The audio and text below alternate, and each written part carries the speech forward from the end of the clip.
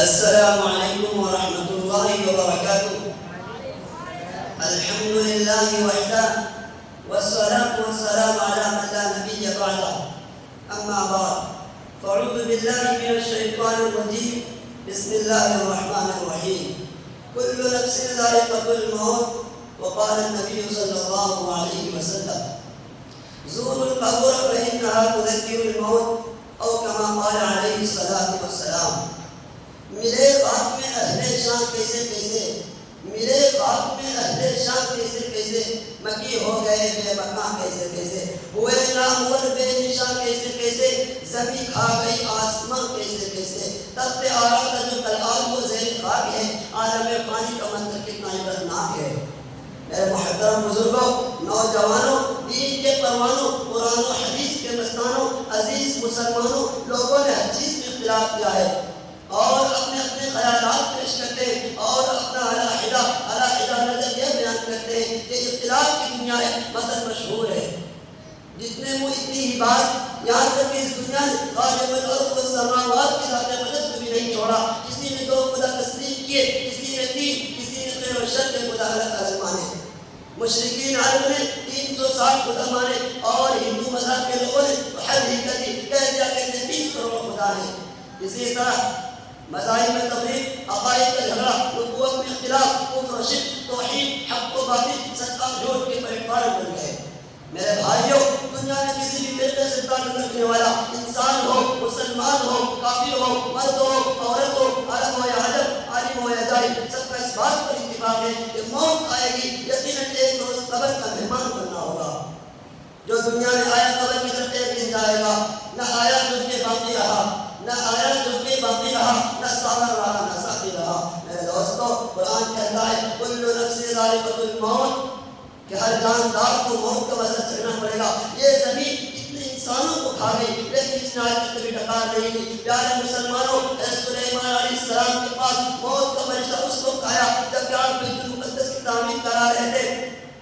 فرشتے نے اللہ کا پیغام سنایا، حضرت سلیمان علیہ السلام کو بڑی فکر ہوئی کہ رب العالمین کا پیغام آ گیا اور ابھی بیت المقدس کی تعمیر باقی ہے۔ حضرت سلیمان علیہ السلام نے فرشتے سے کہا، اے فرشتے، اللہ سے جا کر عرض کرو، اے اللہ، تیرا بندہ سلیمان ابھی تھوڑی مہلت مانگتا ہے، اور وہ اس لیے کہ آپ کے گھر کی تعمیر باقی ہے۔ وہ بادشاہ جو ہوا کو حکومت کرتا تھا، وہ بادشاہ جو پرندوں کو پتہ دیتے ہوئے تھا، وہ بادشاہ جو جناتوں کو تحکم چلاتا تھا، وہ بادشاہ جو ساری دنیا کو بادشاہ کرتا تھا، آج وہ زندگی کی بھیک مانگ رہا ہے۔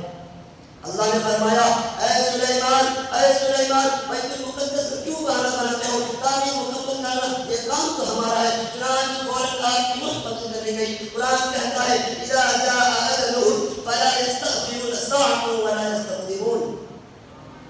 جب تمہارا وقت متعین آ جائے گا تو پھر ایک لمحہ کی مہلت نہیں مل سکتی۔ دوسری جگہ ارشاد فرمایا، اینما تکونوا یدرککم الموت ولو کنتم فی بروج مشیدہ، جہاں کہیں تم ہوگے موت تم کو آ پکڑے گی، اگر جب تم مضبوط قلعوں میں بند ہو جاؤ، موت کا کسی کو علم نہیں کب کہاں اور کیسے آئے گی۔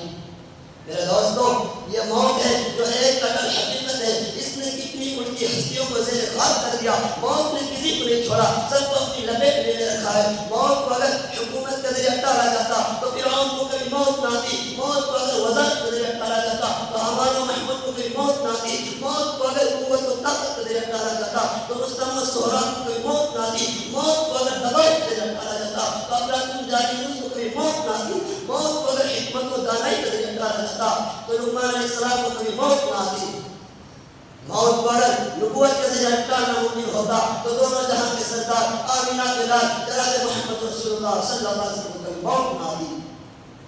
روزانہ ایک فرشتہ اعلان کرتا ہے، الا یا ساکن القصور المعلی ستدفن عن قریب فی التراب، اے بلند والا محلات میں رہنے والے، خبردار تجھے قریب مٹی میں دفن ہونا ہے۔ میرے دوستو، وقت بھی بہت ہو گیا، اس لیے میں یہ واقعہ مختصر بیان کر کے اپنی تقریر کو ختم کر دوں گا۔ حضرت فاطمہ رضی اللہ تعالیٰ عنہ جو نبی کی پیاری اور لاڈلی بیٹی ہے، ان کا جنازہ رات میں اٹھایا گیا۔ جب جنازہ قبرستان لے جایا گیا تو حضرت ابو ذر غفاری رضی اللہ تعالیٰ عنہ جوش میں آ کر قبر سے خطاب کیا، یا قبر هل تدری من الذی جئنا بها الیک، یا قبر هل تدری من الذی جئنا بها الیک، هذه بنت رسول اللہ، هذه زوجة وليد المرتضى، هذه أم الحسنين. اے قبر تجھے معلوم ہے ہم کس کے جنازہ پر آئے ہیں؟ یہ بیٹی ہے رسول اللہ صلی اللہ علیہ وسلم کی، یہ بیوی ہے شیخ خدا علی کی مرتضیٰ کی، یہ والدہ ہے شہید کربلا کی، یہ حضرت فاطمہ رضی اللہ تعالیٰ عنہا ہے۔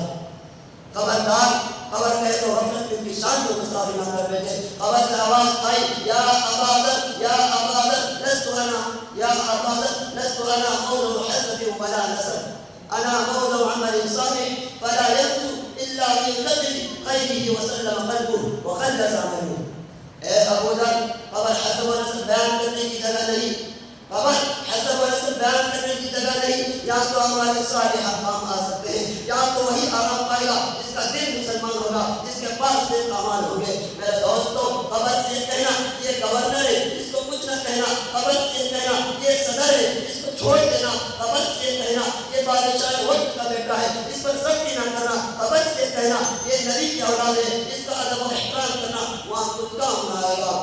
میرے بھائیوں، اللہ ہم سب کی موت کی سختیوں اور قبر کے عذاب سے حفاظت فرمائے، آمین۔ یا رب تیری رحمت کا امیدوار آیا ہوں، یا رب تیری رحمت کا امیدوار آیا ہوں، منہ ڈھانپے کفن سے شرمسار آیا ہوں، یا رب چلنے لگ گیا بادشاہ نے مجھ کو پیدل اس لیے کاندھوں پر سوار ہو کر آیا ہوں۔ واہ